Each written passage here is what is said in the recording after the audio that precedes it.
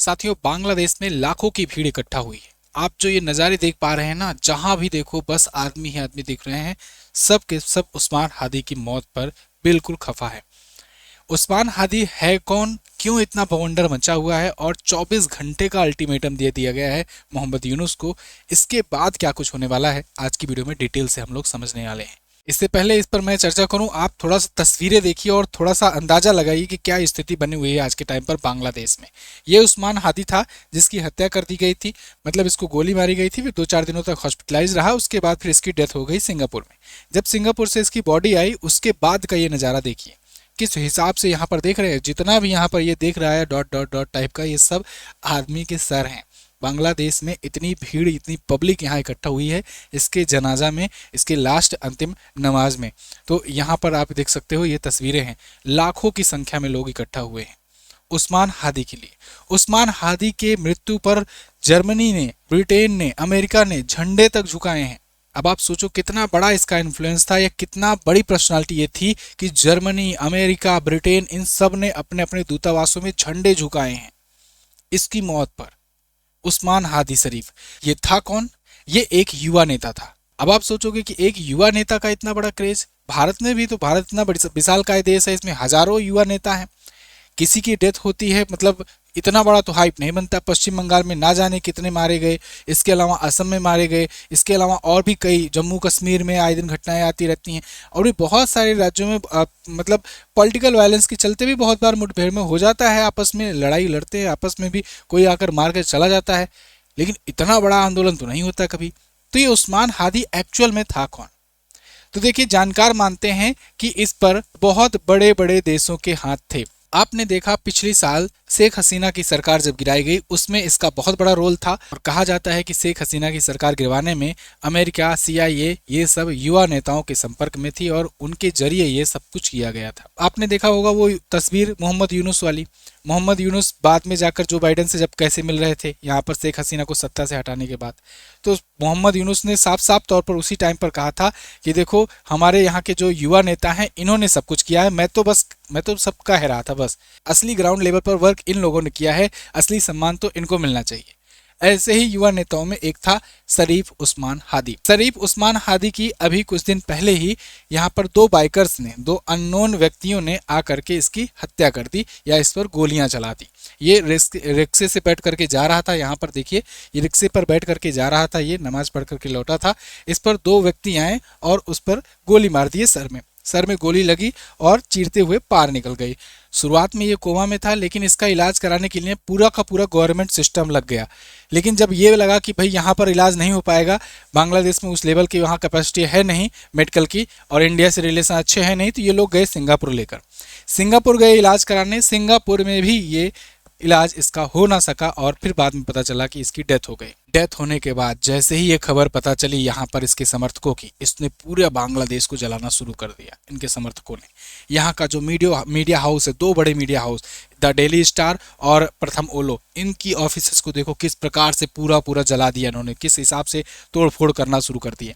इसके बाद ये लोग को जब ये शक हुआ कि भाई इसमें अननोन गनमैन का हाथ है और अननोन गनमैन हो सकता है इसमें कुछ भारत का लिंक हो, तो फिर इन्होंने भारतीय एम्बेसीज पर अटैक करना शुरू कर दिया। भारतीय एम्बेसीज पर जब अटैक करना शुरू कर दिया तो भारत ने भी अल्टीमेटम इनको दिया। इनके भारत सरकार ने बड़ा कदम लिया कि यहाँ पर वीज़ा सिस्टम पहले रद्द किया, कि वीज़ा व्यवस्था वहाँ पर बंद की जाए। साथ ही साथ भारत में जो बांग्लादेश का उच्चायोग है उसके हाई कमिश्नर को तलब किया गया और उनसे जवाब मांगा गया कि क्या हो रहा है वहाँ पर इंडियन एम्बेसी के साथ बांग्लादेश में, उसका जवाब दो। खैर, वो सब तो मामला वहाँ दब गया। ये लोगों ने थोड़ा बहुत वहाँ प्रदर्शन किया, उसके बाद फिर उधर से हट गए। लेकिन उसके बाद जब ये जनाजे की तस्वीरें आई, जिसके बाद से वहाँ के जो लीडर्स थे, जो इसके समर्थक है, इन सब ने अल्टीमेटम देना शुरू कर दिया मोहम्मद यूनुस को कि 24 घंटे के अंदर अंदर ही पकड़ के लाओ, जो भी हत्यारे थे उनको पकड़ करके लाओ, नहीं तो फिर बहुत बुरा हो जाएगा, हो सकता है तुमको भी उखाड़ करके फेंक दिया जाए। ये बांग्लादेश का एक ट्रेंड सा बनता जा रहा है कि वहाँ की पब्लिक, वहाँ के युवा, वहाँ के जो छात्र संगठन है वो इतना उग्र हो गए हैं कि जो भी उनके मन मुताबिक नहीं होगा उसको इसी प्रकार से भीड़ तंत्र इकट्ठा करके वो कर देंगे। और इसके अलावा अब वहाँ पर हिंदू बिल्कुल सख्ते में आ गए हैं। हिंदुओं को, अभी आपने देखा ना, एक तस्वीर आई जहाँ एक हिंदू को मारा गया, पहले मारकर फांसी पर लटकाया गया, उसके बाद जिंदा जला दिया गया।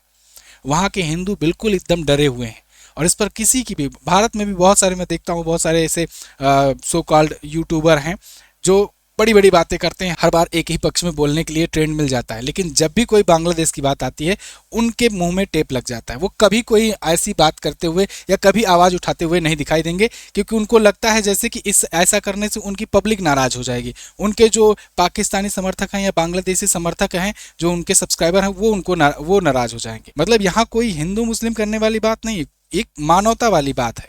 अगर कोई ढंग का कोई सही इंसान होगा ना, उस सबको दर्द होगा किस प्रकार से किसी एक व्यक्ति को उसके धर्म के नाम पर बांधा गया, लटकाया गया और उसके बाद फिर उसको जला दिया गया खुलेआम पब्लिक के सामने। ये मानवता का मतलब इतनी नीचता भरी हरकत है ये। इस पे क्या कोई हिंदू, क्या कोई मुस्लिम, क्या कोई सिख, ईसाई, पादरी, सबको गुस्सा आएगा कोई इंसान होगा तो। लेकिन अगर तुम्हारे समर्थक, तुम्हारे सब्सक्राइबर बांग्लादेश के हैं, पाकिस्तान के हैं, तो आप नहीं बनाओगे ऐसा। और ऐसा ही हो रहा है, बहुत सारे लोगों की एकदम बोलती बंद हुई पड़ी है। इस पर वीडियो नहीं बनाना है, वीडियो बनाएंगे फिल्मों पर, है ना, प्रोपेगेंडा टाइप में। खैर आते हैं हम लोग यहाँ पर टॉपिक पर। यहाँ पर उस्मान हादी के समर्थकों ने 24 घंटे में कहा है कि उसको ढूंढो, नहीं तो फिर तुम्हारी सरकार जा सकती है। अब बदले में मोहम्मद यूनुस ने क्या किया? मोहम्मद यूनुस ने ये कहा कि देखो ऐसा करते हैं कि अब उस्मान हादी को सम्मानित करने का प्रयास करते हैं। अब इनको शेख मुजीबुर रहमान बनाएंगे।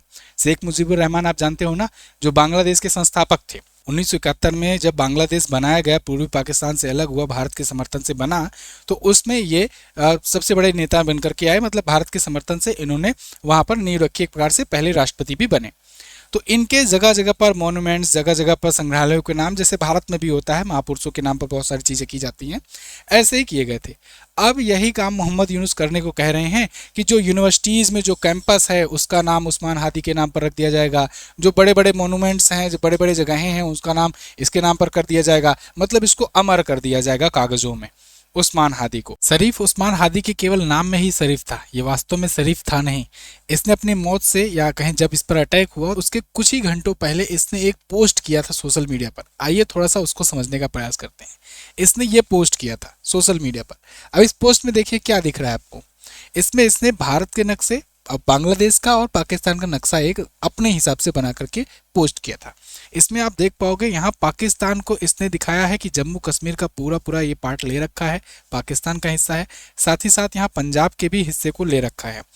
बहुत बार बात चलती है कि खालिस्तान बना करके पंजाब को भी ले लेंगे, पाकिस्तान में मिला देंगे। ये वो रणनीति का हिस्सा है इसका।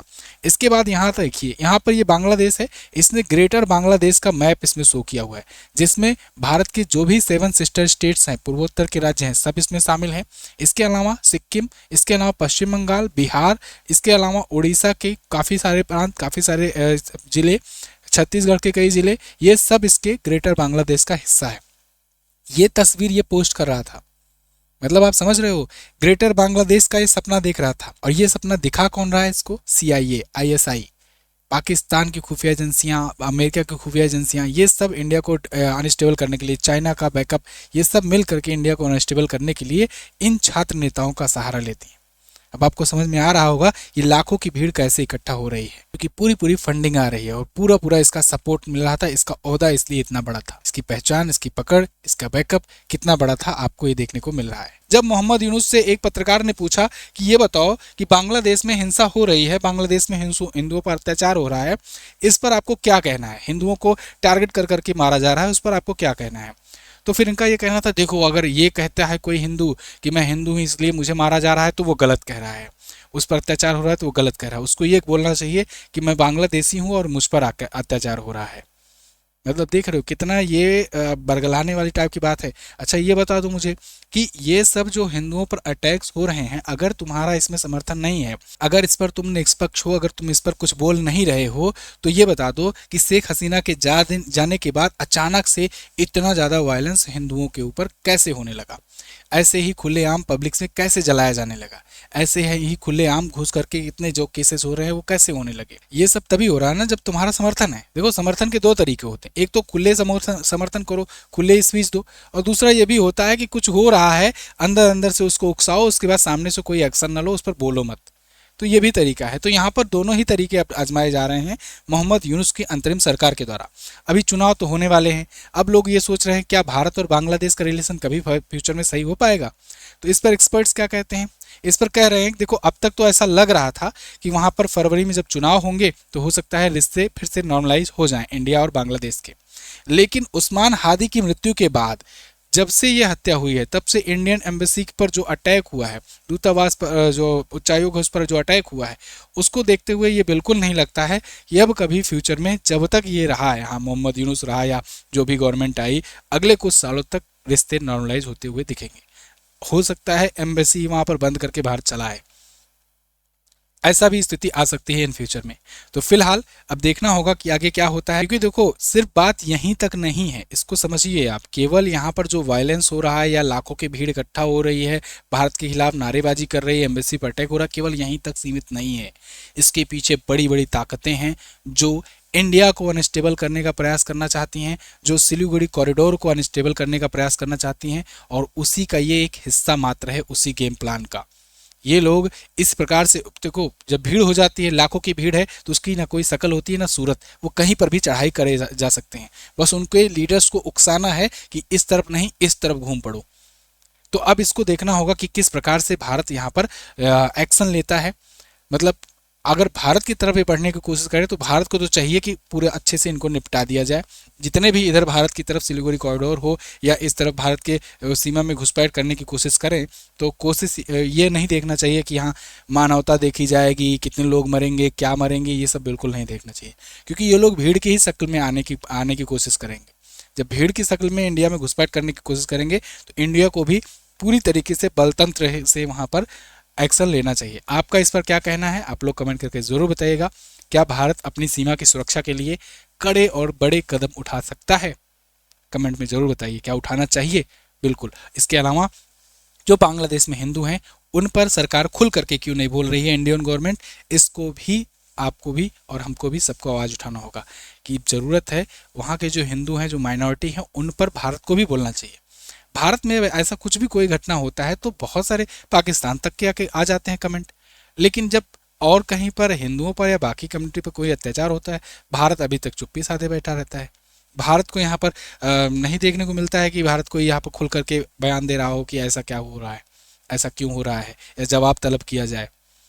खैर देखते हैं आगे क्या होता है। आगे जो भी अपडेट आएगी मैं आपको बताऊंगा। आगे बढ़ने से पहले एक जरूरी बात, ब्रह्मास्त्र करंट अफेयर की ई बुक आई है, इस ई बुक को आप ले सकते हो। अगर आप किसी गवर्नमेंट एग्जाम की तैयारी कर रहे हो तो पूरे साल भर का कंटेंट एक ही ई बुक में आपको मिल जाएगा। चैप्टर वाइज प्रश्नोत्तर माध्यम में यहाँ पर ये ई बुक है। आपको हर एक चैप्टर साल भर का कॉन्टेंट मिल जाएगा टॉपिक वाइज। यहाँ पर क्वेश्चन के नंबर्स भी दिए गए हैं कि किस पेज में कितने क्वेश्चन है, किस चैप्टर में कितने टॉपिक्स हैं, कितने टेबल हैं, चार्ट्स हैं, ये सब आपको दिए गए हैं। इसके अलावा मैप, इन्फोग्राफिक्स और भारत का नक्शा, ये सब देख करके आप अच्छे तरीके से पढ़ सकते हो और याद कर सकते हो। राज्य रिलेटेड जानकारियां भी हैं, करंट अफेयर से रिलेटेड स्टैटिक जीके भी हैं, सब कुछ आपको मिलेगा एमजेटी ऐप पर। ये MJT app Google play store से जाकर आप डाउनलोड कर सकते हो, वहां से बेस्ट ई बुक सेक्शन में जाकर आप ई बुक ले सकते हो। मात्र 99 में ई बुक है और इस ई बुक को आप यूपीआई के माध्यम से भी प्राप्त कर सकते हो। यूपीआई से कैसे लेना है इसके लिए व्हाट्सएप करिए, व्हाट्सएप का नंबर डिस्क्रिप्शन में दिया गया है, वहां पर आपको यूपीआई का मेथड बताया जाएगा और वहां से आप ई बुक ले पाओगे। थैंक यू सो मच, मिलेंगे अगली वीडियो में अगली क्लास में, तब तक के लिए नमस्कार, जय हिंद, वंदे मातरम।